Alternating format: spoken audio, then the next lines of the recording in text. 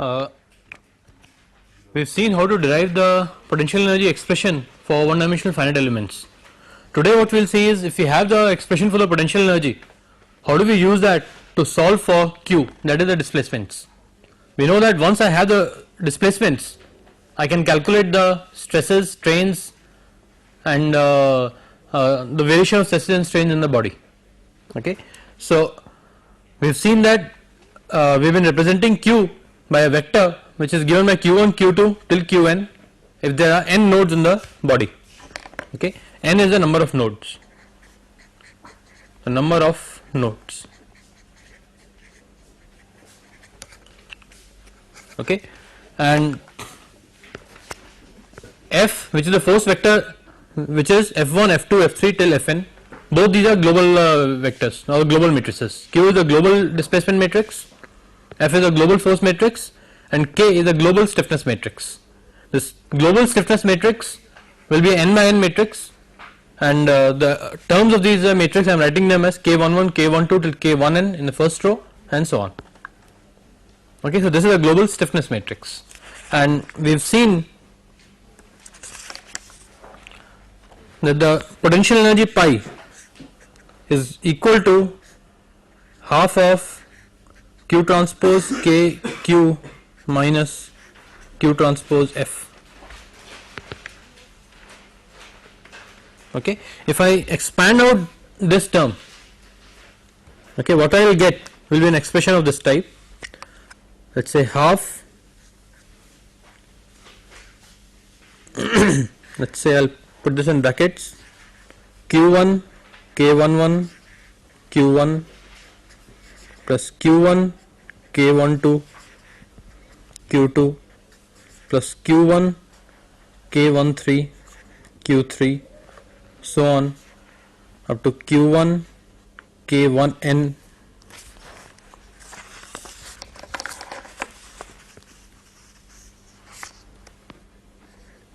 Qn. Okay, that is the first row, plus it will become Q2 K21 Q1 plus Q2 K22 Q2 plus Q3 K23 Q3 so on up to Q2 K2n Qn. Okay, plus we will have other terms Qn Kn1 Q1 plus Qn Kn2 Q2 plus Qn Kn3 Q3 so on to Qn Knn Qn. Okay, this whole thing plus minus Q transpose times F, that will give us Q1 F1 plus Q2 F2 plus Q3 F3 so on up to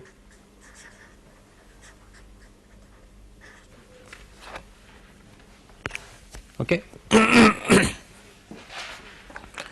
This you should be able to see easily because Q transpose is a row vector consisting of Q1, Q2, Q3, Qn. Q is a column vector and K is an n by n matrix. Okay, let us look at this. So if I multiply Q transpose, which is a row vector, by this matrix, the first term that I will get will be Q1 multiplied by K11 plus Q2 multiplied by K21 and so on. Okay, so this row multiplied by this column, that will give you the first term, and that term will then be multiplied by Q1 when I multiply it by Q. Okay, let us look at that step carefully.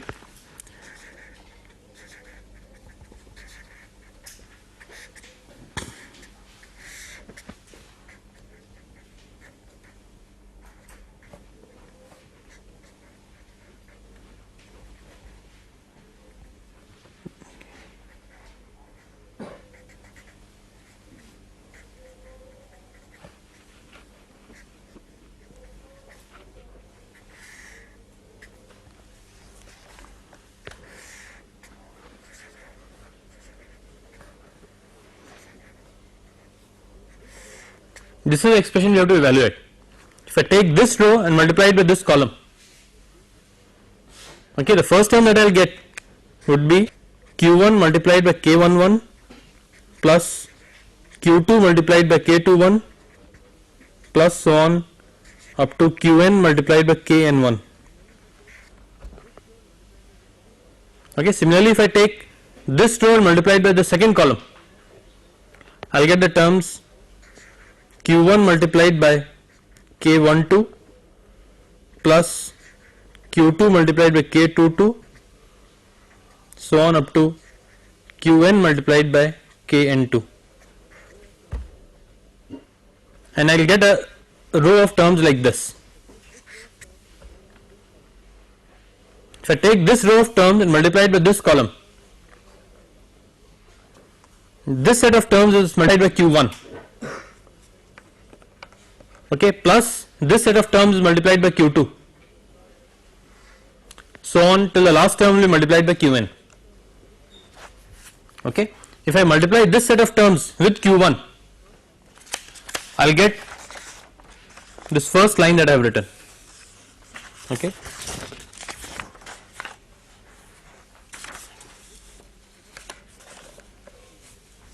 This set of terms I am multiplying by q1. I will get q1 k11 multiplied by q1, q2 k21 multiplied by q1, okay, which is okay, k12 and k21 are the same, so it's the same thing. Actually, it's this column. Okay, qn kn1 multiplied by q1, which is this or this. All these terms are symmetric. Okay, so it doesn't make a difference. We have already mentioned that this K matrix is a symmetric matrix. Okay, so this term half of Q transpose KQ can be written in this manner. Okay, and Q transpose F, that will give us this expression. Is that okay? Okay. Now, if you take any actual problem and this has been divided into a set of finite elements,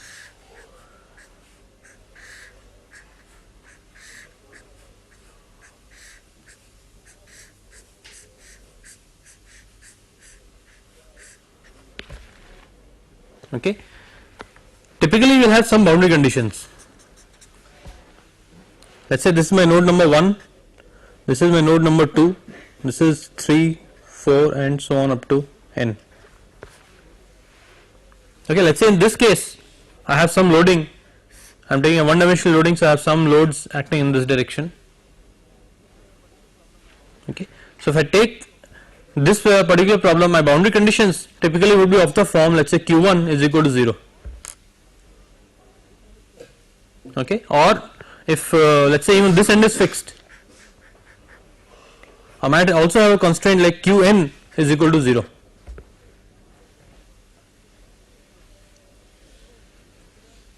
Okay, so let us say we consider boundary conditions of the type where some qi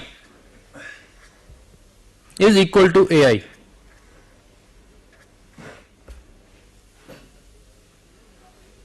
Okay, meaning this ai in this particular case is 0. In some cases we might give it a fixed displacement at one end. Okay, therefore we will have a we will consider boundary conditions of the type qi is equal to ai, or instead of qi equal to ai we will write it as q of p1 is equal to a1, q of p2 is equal to a2 and so on. Let us say q of pm is equal to am. Okay, what I am basically saying is that I have m nodes, okay, m nodes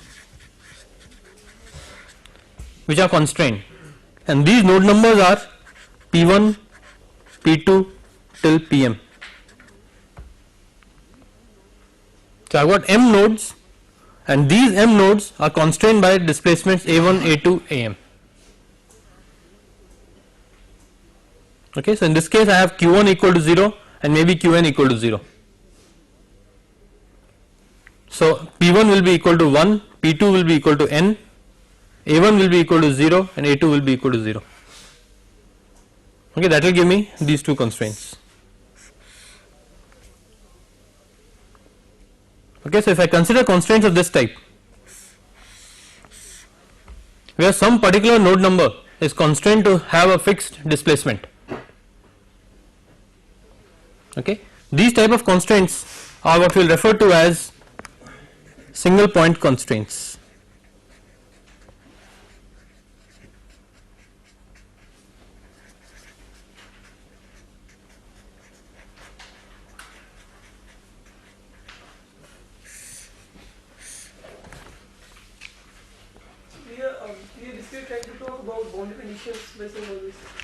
Yeah, we are talking of, let's say if you have any problem that will have some boundary conditions. Okay, we are trying to formulate these boundary conditions. Okay, I am saying that right now we will consider boundary conditions which are of single point type. Okay, that means some particular node is constrained to have a fixed displacement. Basically, the variable itself is known. The value of that? Value of the variable which we are looking for is known at some points. Yeah, the value of the displacement that we are looking for. Okay, that is known at, yeah, that is known at some particular nodes. Okay, because unless there are some boundary condition, the system cannot be solved. Okay, because if I have a body which is not constrained and I apply some force to it, it will start moving. Okay, so it has to be constrained in some way. It is constrained means the nodes which are constrained will have a fixed displacement. Okay, so we are saying that we consider some of those nodes which will have fixed displacement of this type. That is qp1 is a1, qp2 is a2 and so on. Okay, so now in this expression or using this expression of potential energy, okay, this long expression, we will see how we can incorporate these single point constraints and then solve the system for finding out the displacements. Okay. Now we have boundary condition of this type. Let us take as an example a simple boundary condition which is q1 is equal to a1. Okay, that means the node number 1 has a fixed displacement of a1. If I consider this boundary condition q1 is equal to a1, we will see how we can solve the system of equation or system how we can solve the system for the displacement if this is a boundary condition given to us. Okay, once we know how to solve the system with one constraint, we can easily generalize it to having multiple constraints. Okay, so we will establish the method for solving the system with one constraint of the type q1 equal to a1. Okay.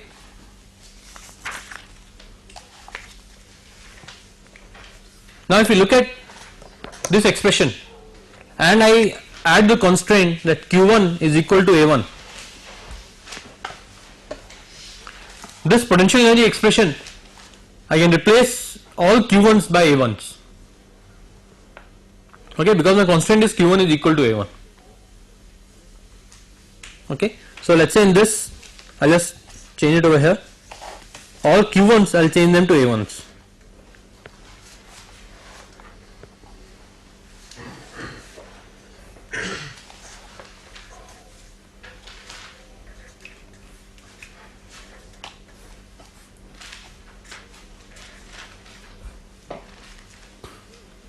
Again, if you notice, q1 will appear only in the first row and in the first column. q1 will not appear anywhere else. Okay, similarly q2 will appear only in the second column and the second row. q2 will not appear anywhere else. Okay, q3 will appear in the third column and in the third row. Okay, so when we are replacing q1 in the first row and in the first column, we will replace all occurrences of q1 by a1. Okay, this is the expression we have for potential energy when the constraint is Q1 is equal to A1. Okay. Now we will make use of the fact that we have stated earlier that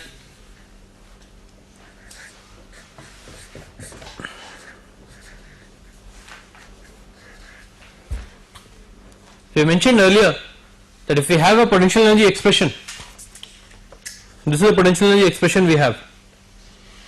We mentioned earlier that in equilibrium del pi by del qi will be equal to 0.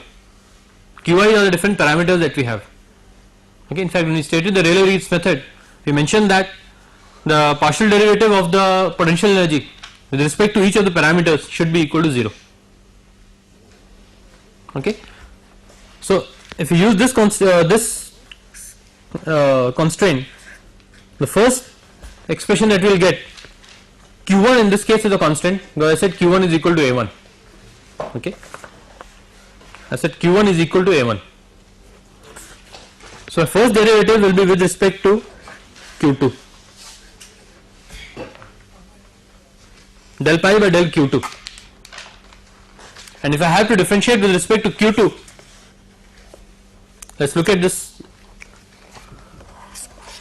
expression. As I said, Q2 will appear in the second column and in the second row. If I differentiate this term with respect to Q2, I will get these two terms. If I differentiate this with respect to Q2, I will get these two terms multiplied by 2. Okay, if I differentiate this, 2 times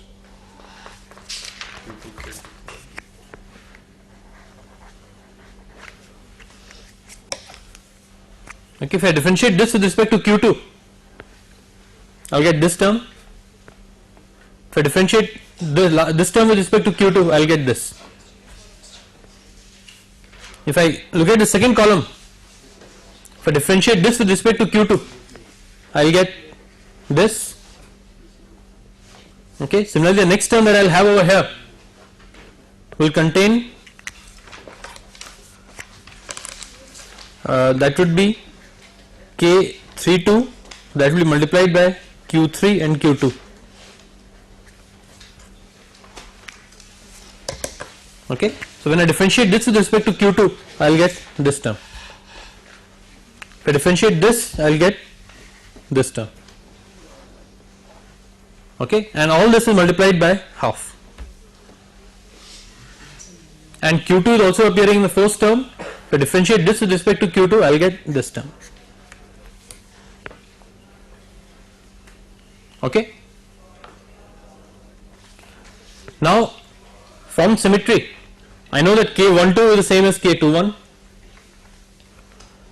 K23 is the same as K32, and K2n is the same as Kn2.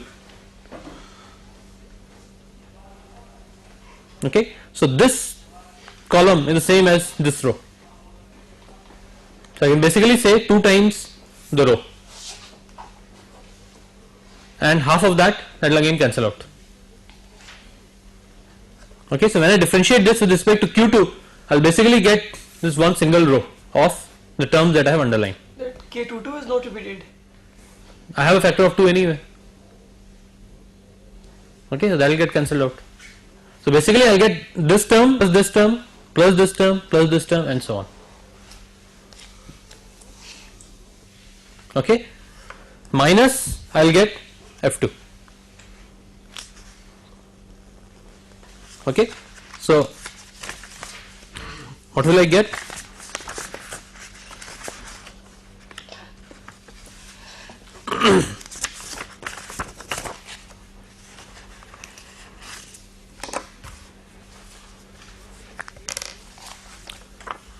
The first term is K21 multiplied by A1.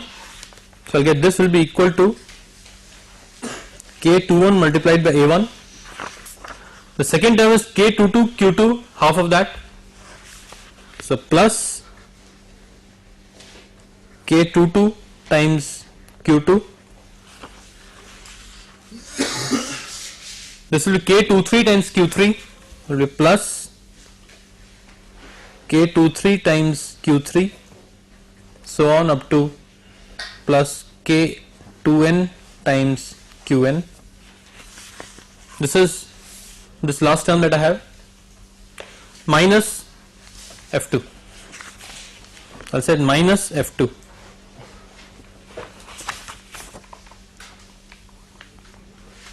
Okay, or I'll write this as,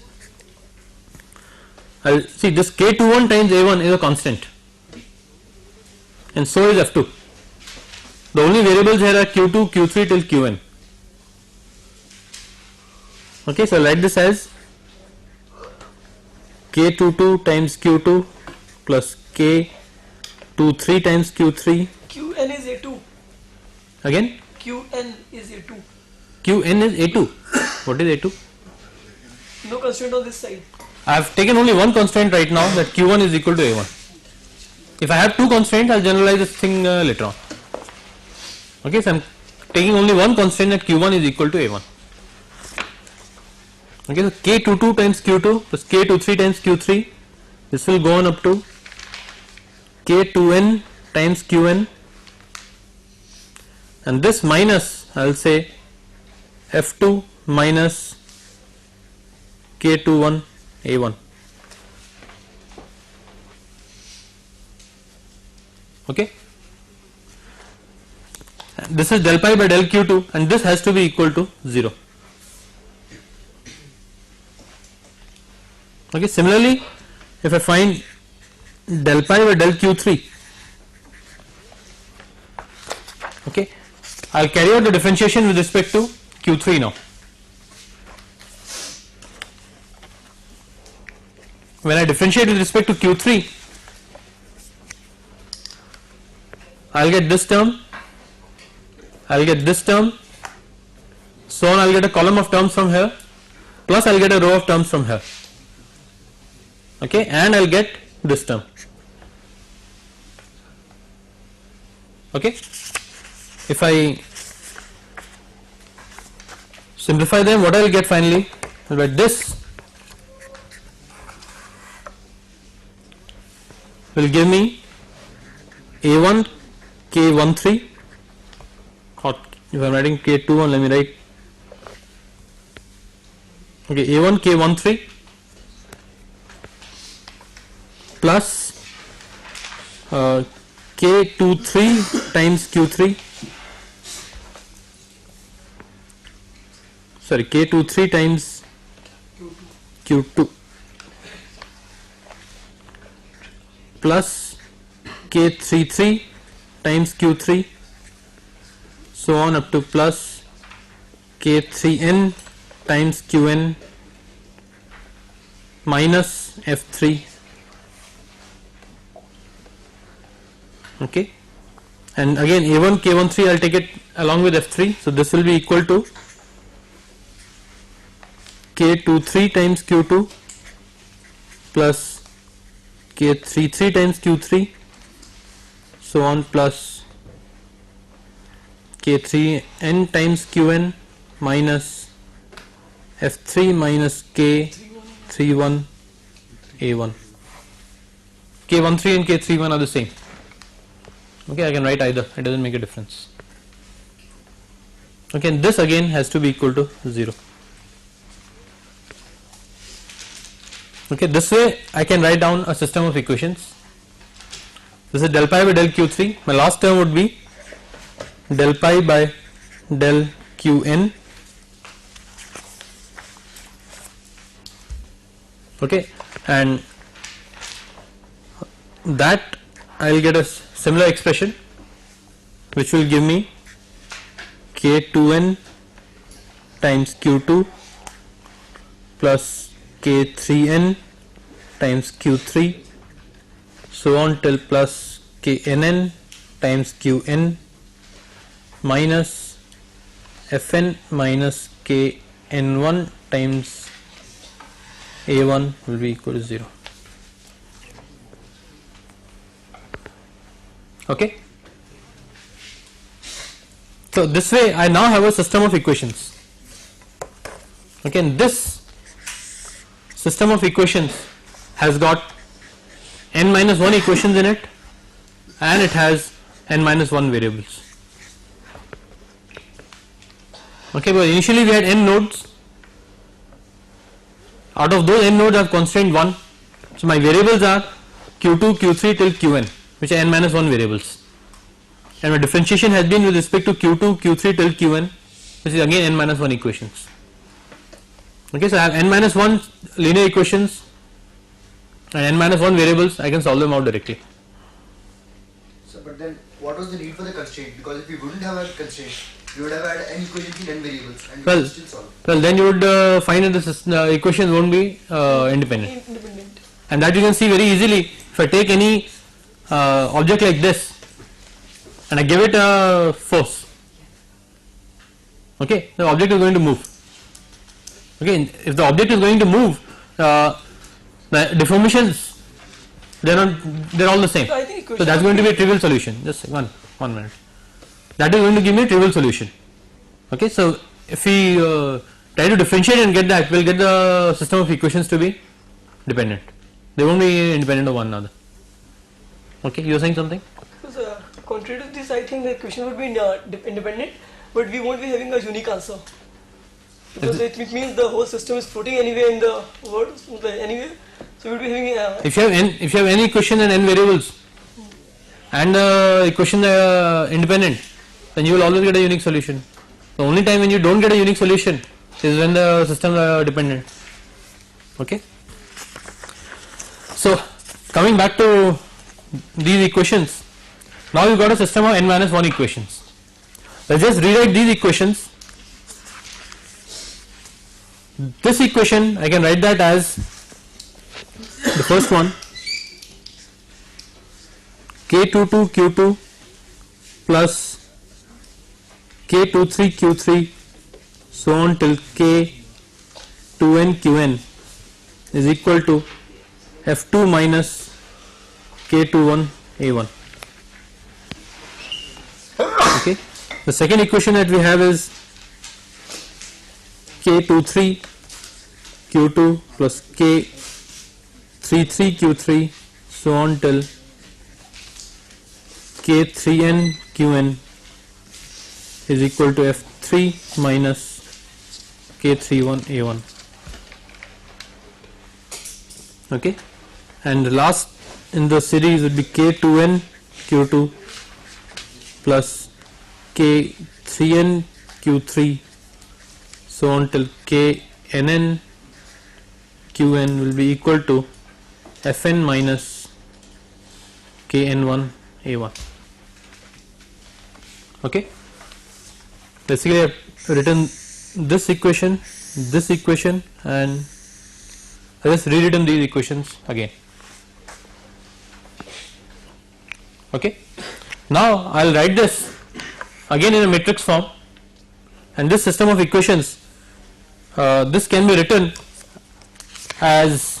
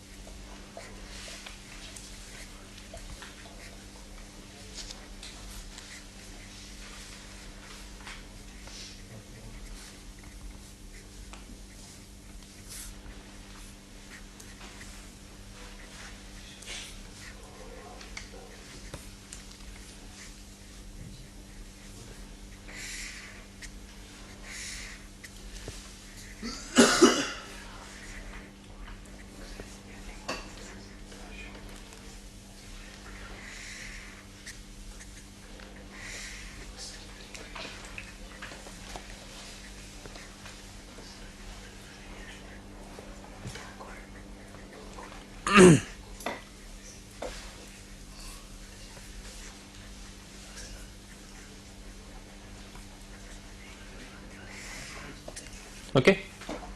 So this system of equations can be written in a matrix form like this. This is the matrix of the k coefficient that I have, k22, k23 so on to k2n, and n equations, the same I have repeated here, multiplied by these deformations q2, q3 till qn that is the column vector I have taken, and this will be equal to this right hand side of the equations. Okay. Now if you compare this matrix with the stiffness, global stiffness matrix that we had,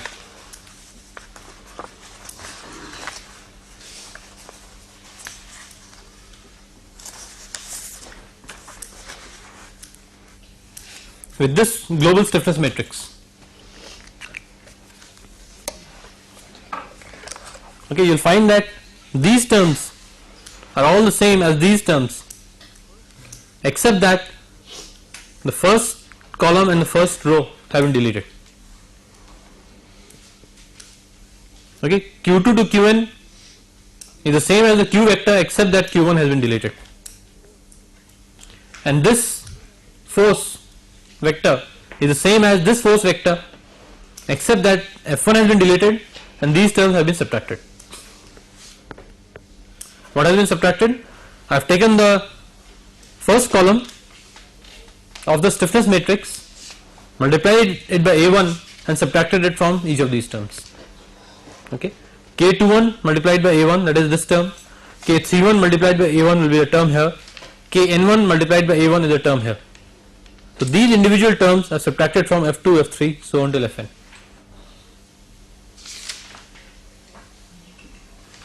Okay.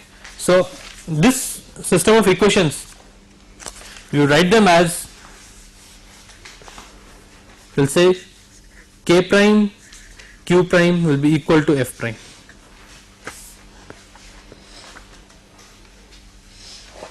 Okay, where K prime has been obtained by taking the stiffness matrix and deleting the first column and the first row.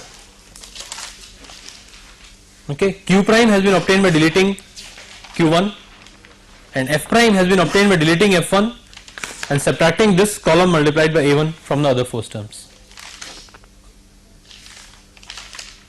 Okay, and this system of equations K prime Q prime is equal to F prime, this we can solve using any method for solving a system of linear equations. Okay, once I solve this, I will get the values of Q prime, values of the terms in Q prime, and then once I know the Q terms, I can find out epsilon and I can find out sigma.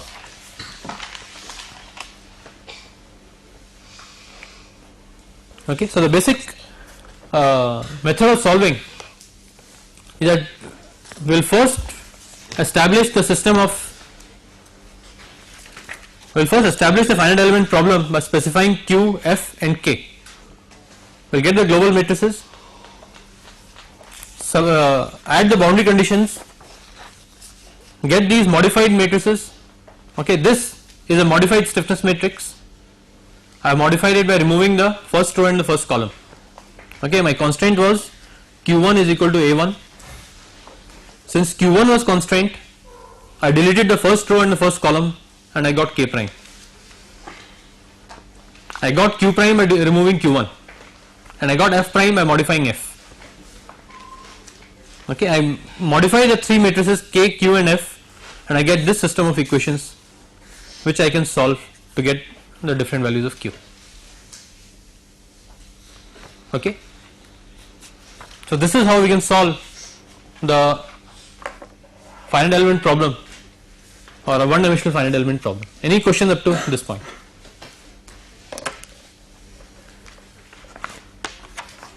This method is called elimination method.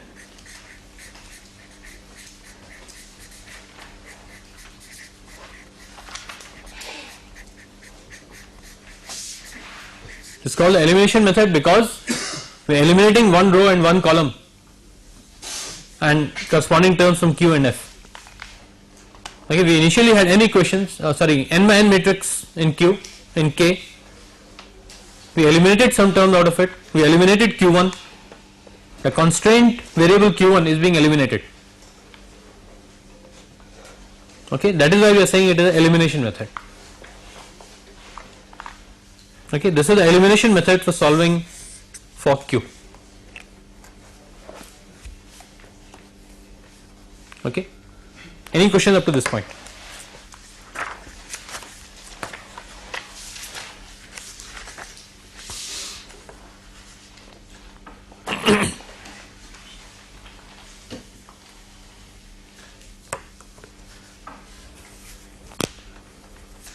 Okay, then let's take up the same example that we had earlier. That is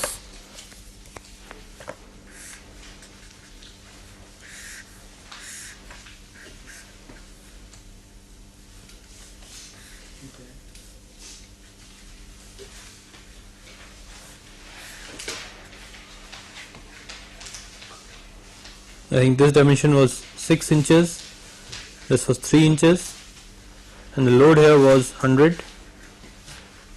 Okay, and if I remember correctly, the density was given as 0.28 and E was given as 3 into 10 to the power 7 psi. Okay, and this we had formulated as a FE problem at taking two elements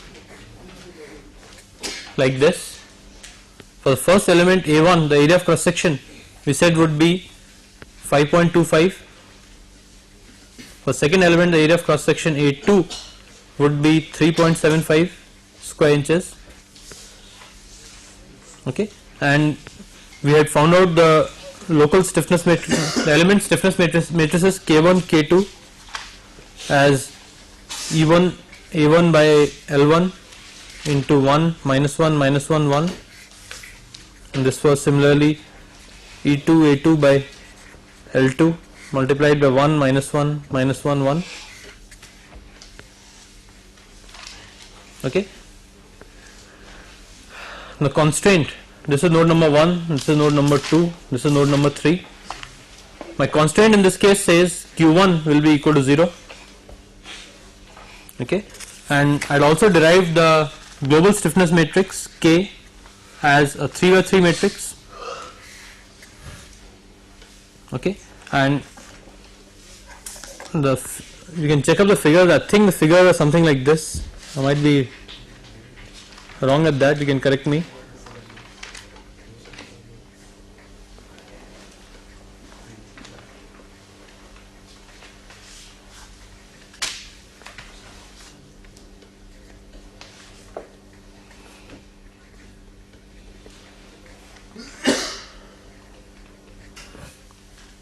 Okay, and the global force matrix F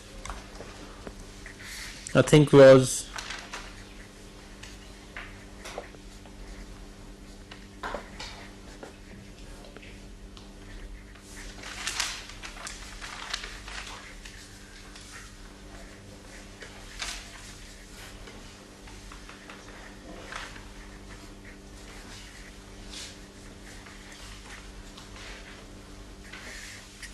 this is the global force matrix. Okay, I think this is multiplied by 10 to the power 7. Okay, and now the constraint that we have is Q1 is equal to 0. If I add this constraint that Q1 is equal to 0 by the elimination method, what I will do is I have to remove the first row, so the first column and the first row from the K matrix. Okay, so corresponding to that, my K prime will be these 4 terms. Okay, and this would give me 2.25 minus 0.94 minus 0.94 and 0.94 multiplied by 10 to the power 7.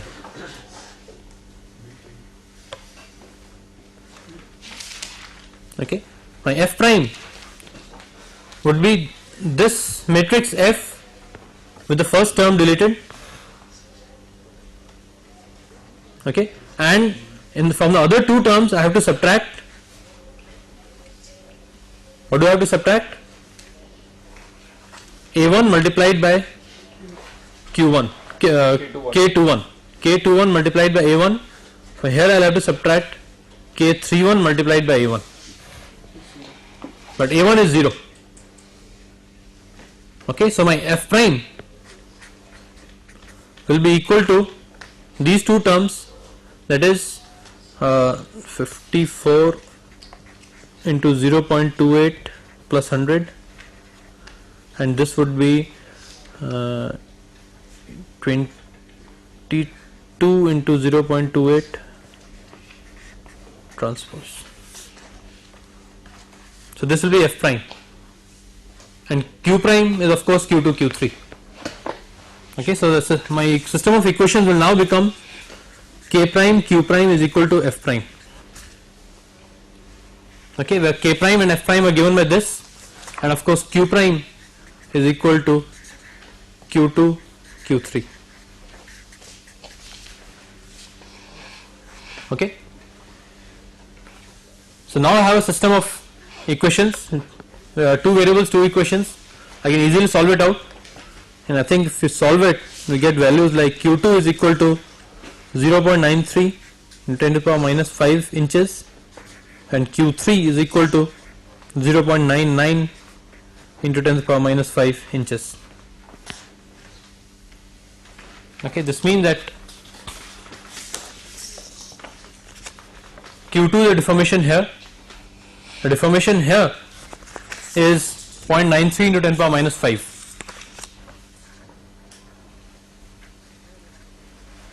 And the deformation here is 0.99 into 10 to the power minus 5 inches. Okay.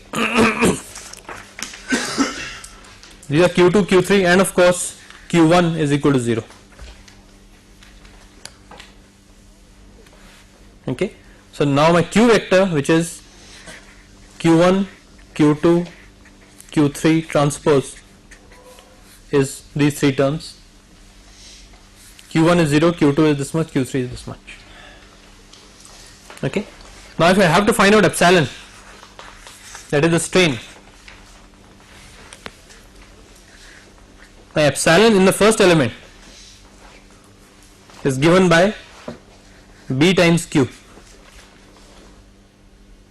Okay, if you remember your earlier formulation, we had said U is equal to N times Q and epsilon is equal to B times Q.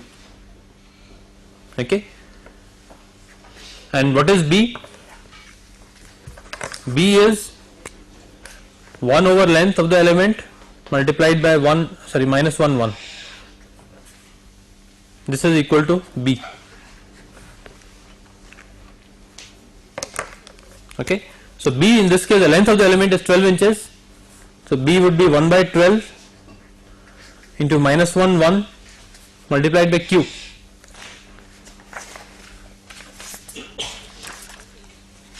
The Q matrix for the first element will consist of Q1, Q2. Okay, well, the deformation of the first node is Q1, deformation of the second node is Q2. Okay, so this multiplied by Q1, Q2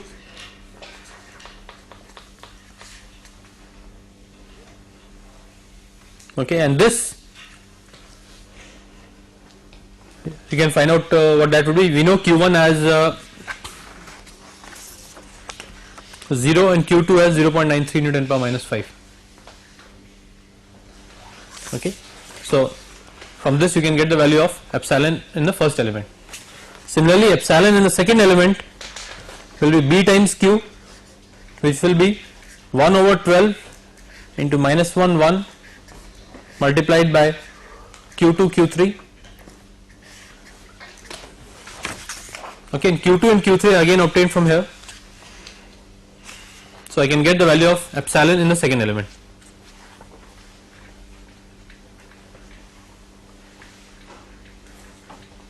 Okay, if I get epsilon in the second element, once I know the two epsilons, I can get sigma 1 to be equal to E times epsilon 1 and sigma 2 to be equal to E times epsilon 2.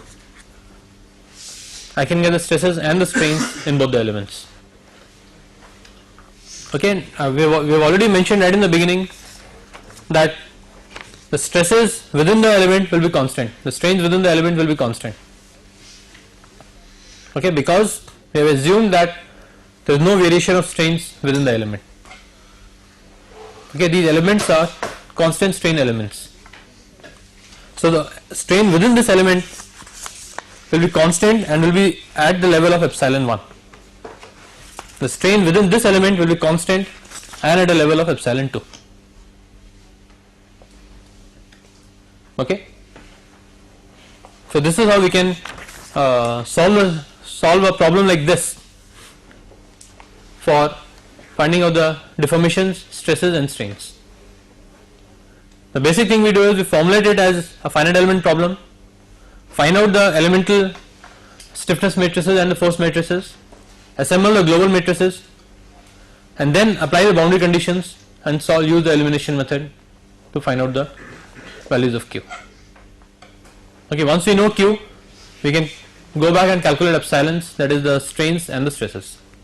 Okay, yeah, what's the question? So how valid is this assumption that the strains within the elements are... Okay, see basically what we are saying is that if we take the elements small enough, the assumption will be more accurate.